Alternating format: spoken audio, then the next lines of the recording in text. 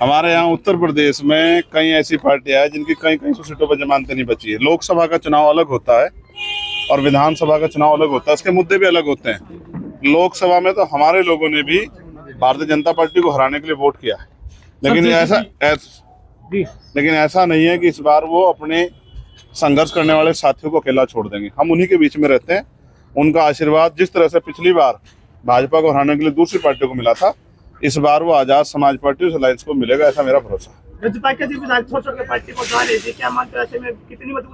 देखो भाई, ऐसा है जिस सब राजनीति में बहुत लोग अपने अपने स्वार्थ हैं। हम वो लोग नहीं है जो बुरे भगत में हाथ छोड़ के चले जाए। जब हम किसी का हाथ पकड़ते हैं तो छोड़ते नहीं है। हम कोशिश करेंगे कि मेहनत करेंगे। अभी 1 महीना है, 1 महीने में तो बंजर भूमि भी उपजाऊ हो जाती है। हम लोग मेहनत करेंगे और लोगों से विश्वास समर्थन मांगेंगे। और फिर मैं आपसे कह रहा हूँ, मैं किसी के लिए सफाई नहीं दे रहा हूँ, मगर अगर कोई आदमी अपनी गलती को स्वीकार कर ले तो लोगों को उसके बारे में सोचना चाहिए। सर, लोकसभा में जेजेपी के सभी नेताओं का जेजेपी का विरोध हुआ, आपने किसानों का समर्थन किया, कैसे खड़ा कर पाएंगे? हम किसानों का समर्थन हमेशा करते रहेंगे, हम पहलवानों का भी समर्थन हमेशा करते रहेंगे। ये मैं आपसे फिर कह दूं, वो हमारी वैचारिक लड़ाई मुद्दे हैं।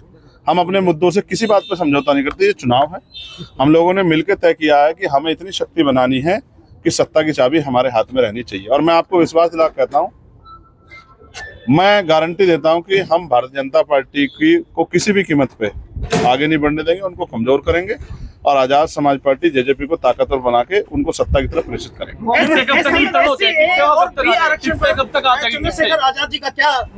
हमारा स्टैंड साफ है कि हम अपने लोगों के साथ खड़े हैं। आप ये जानते हैं कि सुप्रीम कोर्ट हमारा कितना हितैषी है और सरकार हमारी कितनी हितैषी है। मैं चाहता बीजेपी का पार्ट 2 बता रही, क्या कहना आपका? अरे एक बार मैं पहले का जवाब दे दूं। जी। तो हम अपनी जिम्मेदारी को अदा कर रहे हैं और हम अपने वर्गों के प्रति ज्यादा जिम्मेदार हैं। हम किसी भी भाई का हिस्सा कमजोर नहीं पड़ने देंगे, इस बात की मैं आपको स्पष्टीकरण। अब आप पूछो क्या कह रहे थे? टिकटों का वितरण कब तक हो जाएगा? पार्ट 2 बता रही है, क्या कहना आपका? ठीक है, अब अच्छी बात है। वो लोकतंत्र में इतनी तो आजादी होनी चाहिए, जिसका जो मन हो कह दो। टिकटों का वितरण वो तो हमारी बहुत सारी पार्टियों को, बीएसपी को भी वो इसी तरह के शब्दों से नवाजते हैं। मैं उन पर ज्यादा कुछ नहीं कहना चाहता। उनकी आपसी लड़ाई खत्म हो जाए, वो भी बहुत अच्छी बात है। टिकटों में कब तक वितरण हो जाएगा? टिकटें कब तक आ जाएंगी? टिकटों का वितरण कब तक हो जाएगा? ये पार्टी के स्टेट लीडरशिप का फैसला है, ये मेरा फैसला है। कब आजाद हुआ? पार्टी जो है जब तय करेगी तब उस तरह से जो जींद पहुंचे राजनीति का गढ़ माना जाता है। जींद से जेजेपी की तरफ से आएगा या आपकी तरफ? आज पार्टी की मीटिंग थी और पार्टी की मीटिंग में ये तय हुआ है, जिंद हमारा गढ़ है, गढ़ था और गढ़ रहेगा। जिंद में हमने बैठ के तय किया पूरे स्टेट की लीडरशिप को बुला के कि इस चुनाव को कैसे लड़ना है। 11 को फिर और मैं फिर कहता हूँ, कोई भी पार्टी अगर यहाँ हमारे लोगों को इग्नोर करेगी तो उसको आने वाले समय में सबक सीखना पड़ेगा। मुख्यमंत्री नायब सैनी अपनी सीट डिसाइड नहीं कर पा रही कि वो कहां से चुनाव लड़ेंगे, करनाल से लड़ेंगे। असल विरोध तो भारतीय जनता पार्टी का यहाँ है। आप ये देखना कि जब मुख्यमंत्री ऐसा आए हैं, मुख्यमंत्री को नहीं पता कहाँ से लड़े और लोगों के क्या हाल होंगे, इस बारे में भाजपा को सोचना। कौन रहेगा?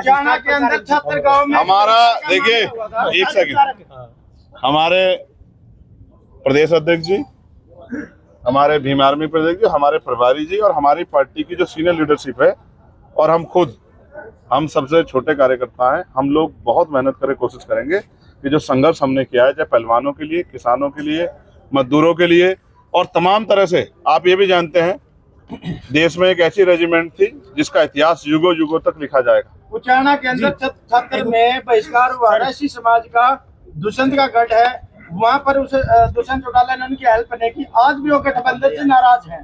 ठीक, अब मैं आगे अपनी बात का जवाब देता हूँ जी।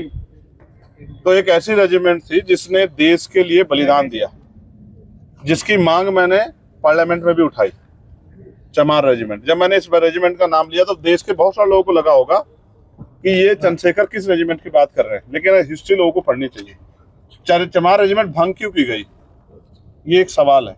मैं डिबेट चाहता हूं, जो चाहता है करना। भंग इसलिए की गई क्योंकि वो सबसे बड़ी राष्ट्रभक्त जो है रेजिमेंट थी, जिसने ये तय किया कि वो रेजिमेंट रहते, नौकरी रहते, तमाम तरह से अवसर रहते, देश के दुश्मनों के साथ तो लड़ सकते हैं, लेकिन देशभक्ति की भावना से आजाद हिंद फौज जो देश की रक्षा और देश के को आजाद कराने के लड़ रही थी, उसके साथ वो लोग कभी लड़ाई नहीं लड़ सकते, इसलिए उसको भंग किया गया। सेंट्रल गवर्नमेंट राष्ट्रभक्ति की बात करती है, भाजपा राष्ट्रभक्ति की बात करती है। राष्ट्रभक्ति की सबसे बड़ी मिसाल चमार रेजिमेंट को बहाल कराने पे वो लोग चुप क्यों हैं?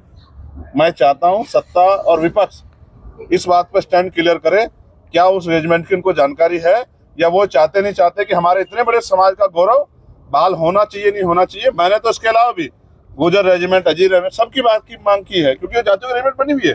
मेहतर रेजिमेंट में बने, सब लोग सब रेजिमेंट बने, लेकिन मेरी ये मांग है कि जो पुरानी रेजिमेंट जिसको अंग्रेजों ने, सरकार कहती है कि अंग्रेजों के बनाए कानून हटा देंगे, तो अंग्रेजों ने जिस रेजिमेंट को भंग किया है, जिस रेजिमेंट को खत्म किया है, उस रेजिमेंट को बहाल करने में सरकार को परेशानी क्या है सेंटर की। मैं मुख्य प्रधानमंत्री से मांग करता हूं, अगर उन्होंने नहीं पढ़ी तो हिस्ट्री पढ़े। हमारे यहाँ तो इन्होंने, जिंद के लोगों ने करनाल में हमारा वो भी बनाया, सिंबल भी बनाया रेजिमेंट का।